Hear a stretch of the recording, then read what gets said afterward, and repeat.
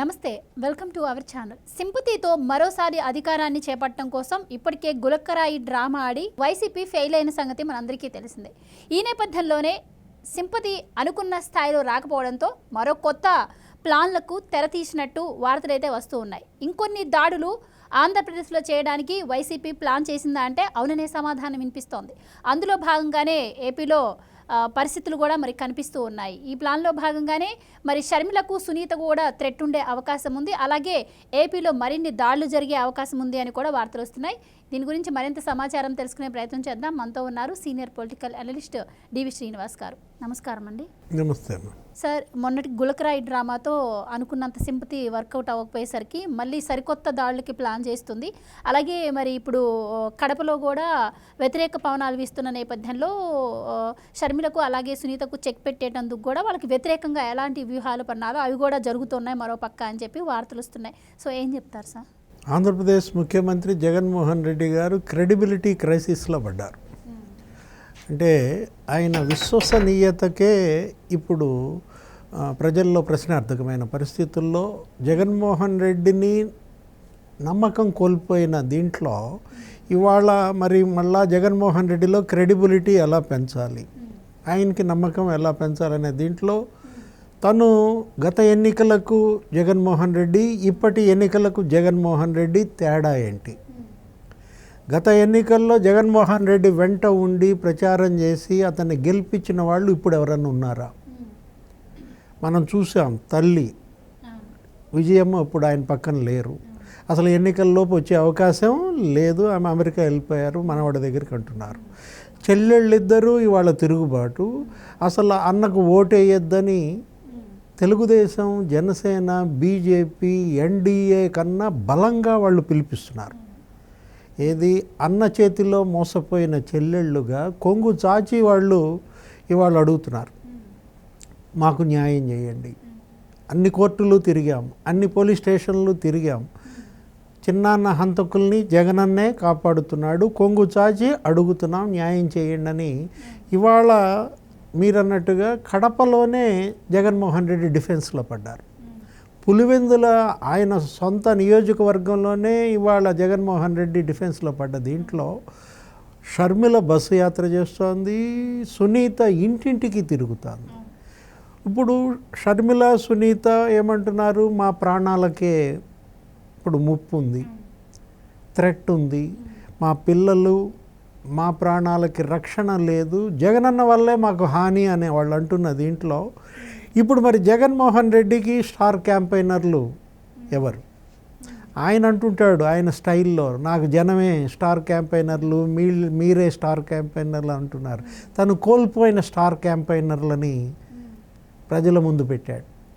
తల్లి కోల్పోయాడు, చెల్లెళ్ళని కోల్పోయాడు. ఏ షర్మిల అయితే కాళ్ళకు బల్పం కట్టుకుని మనం చూసాం, ఏది ఓదార్పు యాత్ర చేసిందో, బస్సు యాత్ర చేసిందో, ఇతని కోసం మరి ఆమె 3000 కిలోమీటర్లు నడక గెలిపించి ఈ పార్టీని నిలబెట్టిన తనే బాధితురాలుగా మిగిలినప్పుడు జగన్మోహన్ రెడ్డికి స్టార్ క్యాంపెయినర్గా ఉండాల్సింది ఎవరు? ఆయన పెళ్ళాం భారతి, అంటే పవన్ కళ్యాణ్ భాషలోనో లేకపోతే జగన్మోహన్ రెడ్డి భాషలోనో చెప్పాలంటే భార్య అని అంటలేదు. మరి పెద్ద పెద్ద నాయకులే భార్య అన్నప్పుడు మనం కూడా భార్య అంటాం.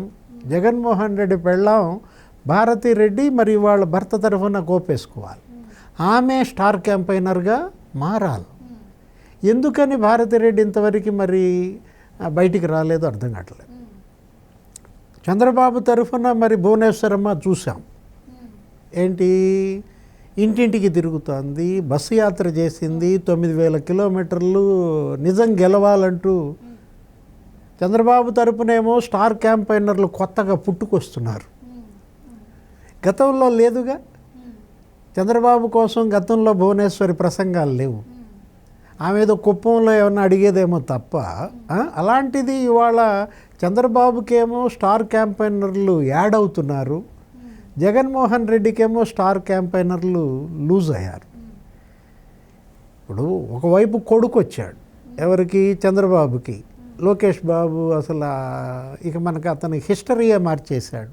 పాదయాత్ర ద్వారా తెలుగుదేశం అసలు అయిపోయింది, తెలుగుదేశం పని అయిపోయింది అనుకున్న దాంట్లో ఇవాళ తెలుగుదేశం పార్టీని నిలబెట్టడమే కాదు, ధ్వజస్తంభంగా మార్చిన పాదయాత్ర. అంటే ఒక స్టార్ క్యాంపెయినర్గా కొడుకు అందొచ్చాడు ఎవరికి, చంద్రబాబుకి. మరో స్టార్ క్యాంపెయినర్గా అసలు భార్య వెళ్ళామని, లేకపోతే ఏది భువనేశ్వరమ్మ యాడ్ అయింది. ఇలాంటి పరిస్థితుల్లో మరి ఈయనేమో మరి భారతిరెడ్డి ఇంతవరకు మరి పులివెందుల ప్రచారంలో కానీ కడప ప్రచారంలో కానీ ధీటుగా తగలాలి. ఎవరికి, మరదళ్ళకి వదినమ్మే సవాల్ చేయాలా, వాళ్ళతో పాటు ప్రసంగాలు చేయాలా. అవినాష్ రెడ్డి తరఫునో, ఆమె బంధువే కదా అవినాష్ రెడ్డి, లేకపోతే తన భర్త తరఫునో ఆమె గళం వినిపించాల్సిన పరిస్థితుల్లో ఆమెమో ప్యాలెస్కే పరిమితమై ఏది అండర్ గ్రౌండ్ స్క్రిప్ట్ నడుపుతున్నట్టుగానే మనం చూస్తున్నాం. ఐపాక్ సిబ్బందికో లేకపోతే సజ్జల భార్గవరెడ్డి టీంతోనో, అటు సాక్షి మీడియా కథనాలు వీటికే ఆమె పరిమితమై ఏది ప్యాలెస్ నుంచే నెట్వర్క్తో ఉంది తప్ప ప్రజల్లోకి భారతిరెడ్డి రాకపోవటం కూడా జగన్మోహన్ రెడ్డికి ఒక లోటు. మీరన్నట్టు ఇప్పుడు జగన్మోహన్ రెడ్డి ఏ ప్రసంగంలోనైనా సరే అవినాష్ రెడ్డి గారిని వెంట పెట్టుకొని తిరుగుతున్నారు. సో కడప రాజకీయాలు ముఖ్యంగా పులివెందుల మీద కూడా ఎఫెక్ట్ చూపించబోతున్న నేపథ్యంలో ఆవిడ ఈ నెల 22 నుంచి కూడా పులివెందుల నుంచి చక్రం తిప్పబోతున్నారు. సో సునీతకి, షర్మిలకి అలాగే చెక్ పెట్టబోతున్నారు. మరి ఆవిడ ఎలాంటి ప్రచారం చేయబోతున్నారని వార్తలు వస్తున్నాయి. సో గతంలో చూసాం, మరి ఆయన జైల్లో ఉన్నప్పుడు చెల్లెలు షర్మిల రంగంలోకి దిగింది, కానీ ఆయన వైఫ్ అయితే ఎప్పుడు వచ్చిన సందర్భాలు లేవు. మరి ఇప్పుడు ఆవిడని జనాలు తీసుకోగలరంటారా? అంటే ఈవిడంటే రాజశేఖర్ రెడ్డి బిడ్డగా జనాలకి దగ్గరైంది. సో ఈవిడ రాజశేఖర్ రెడ్డి బిడ్డ. సో ఆవిడ ఏం చెప్పుకొని అవినాష్ రెడ్డికి కావచ్చు అలాగే జగన్ రెడ్డి గారికి కావచ్చు ప్రచారం చేసే అవకాశం ఉంటుందంటారు? అంటే భారతిరెడ్డి కూడా గత ఎన్నికల్లో తిరిగింది, అక్కడక్కడ మెరుపులా మెరిసింది. ఎందుకంటే మనం చూసాం ఏది ఆమె వీడియోలు కూడా ఆ పింఛను బూమ్రాంగ్ అయింది. ఏది 45 ఏళ్లకే పింఛన్ ఇస్తా అనేది జగన్మోహన్ రెడ్డి చిలవల పలవలుగా చెప్పేసరికి జగన్మోహన్ రెడ్డి చెప్పింది జనం మర్చిపోయినా భారతిరెడ్డి చెప్పింది మాత్రం ప్రజల కళ్ళ ముందు ఇప్పటికీ వైరల్ అవుతుంది. అలాంటి పరిస్థితుల్లో ఇప్పుడు మరి ఈమె ఇంకా ఇంతకీ అండర్ గ్రౌండ్కే పరిమితం అవటం అది కరెక్ట్ కాదు. బియాండ్ ద స్క్రీన్ ఉండాల్సిన పరిస్థితి లేదు Bharathi madam. On the screen రావాలి, వీలైతే మరదళ్ళ మీద సవాల్ చేయాలా. ఇప్పుడు మీరు ఇందాక అన్నట్టుగా గులకరాయి ఎపిసోడ్ బూమ్రాంగ్ అయింది. జగన్మోహన్ రెడ్డి ఏది పట్టుకున్నా అది వెనక్కు కొడుతున్నాయి, ఏది మిస్ఫైర్ అవుతున్నాయి. ఒకటి కాదు, గులకరాయి ఎపిసోడ్ మనం చూసాము. ఇప్పుడు విమలమ్మని దించారు, ఏది బ్రదర్ అనిల్ కుమార్ పాస్టర్లతో మీటింగులు పెడుతున్నారని చెప్పి విమలమ్మని దించితే ఆ విమలమ్మకి వాళ్ళు ఇచ్చినటువంటి 200 కోట్లు ల్యాండ్స్ విశాఖపట్నంలో రావటం, లేకపోతే విమలమ్మ కొడుక్కి జగన్మోహన్ రెడ్డి ఇచ్చినటువంటి కాంట్రాక్టులు బయటకు రావడంతో విమలమ్మ మళ్ళీ సైడ్ అయిపోయినట్టుంది. అంటే విమలమ్మ అస్త్రం బెడిసి కొట్టిందనమాట. అసలు ఈ అస్త్రాలన్నీ ఎందుకు? జగన్మోహన్ రెడ్డి బ్రహ్మాస్త్రం భారతిరెడ్డే కదా, ఆమెనే మరి ఎందుకని ఇంతవరకు ప్రచారంలో ఉపయోగించుకోవటం లేదు స్టార్ క్యాంపెయినర్గా అనేది అర్థం కావటం లేదు. ఇప్పటికైనా మరి ఇప్పుడు మరి ఏం స్కెచ్ అయిపోతున్నారు? సో ఆ స్కెచ్ మద్యం డబ్బు సరఫరా అని కూడా ఒక మాట వినిపిస్తోంది, మరి ఎలా చూడొచ్చు అంటారు? అంటే ఇప్పటికే పిటిషన్స్ కూడా వెళ్ళాయి. కేంద్ర ఎన్నికల సంఘానికి ఏమని పిటిషన్స్ ఇచ్చారు? పెద్ద ఎత్తున మద్యం డంపులు అది వేరు, మనం ఆ బేవరేజెస్ కార్పొరేషన్ ఎండి వాసుదేవరెడ్డిని కూడా పక్కన పెట్టారు. ఏది కేంద్ర ఎన్నికల సంఘం ఇప్పటికే ప్రతి నియోజకవర్గంలో భారీ ఎత్తున వైసీపీ వాళ్ళకి మద్యం వచ్చేసింది. వైసీపీ వాళ్ళకే మద్యం ఇచ్చి మిగతా వాళ్ళకి మద్యం అమ్మకాలు ఆపుకుంటాం. గంటలోనే 11 గంటలకు ప్రారంభించింది, గంటలోనే షాపులు క్లోజ్ చేసేస్తున్నారు. ఈరోజు అమ్మకాలు అయిపోతున్నాయి అన్న దీంట్లో ఎవరు బలయ్యారు? వాసుదేవరెడ్డి బలయ్యాడు. నగదు భారీ ఎత్తున రవాణా అవుతోంది అని చెప్పి కొత్తగా తాజాగా కేంద్ర ఎన్నికల సంఘానికి ఒక పిటిషన్ వచ్చింది. ఏది ఈ రేషన్ వెహికల్స్ ఉన్నాయి,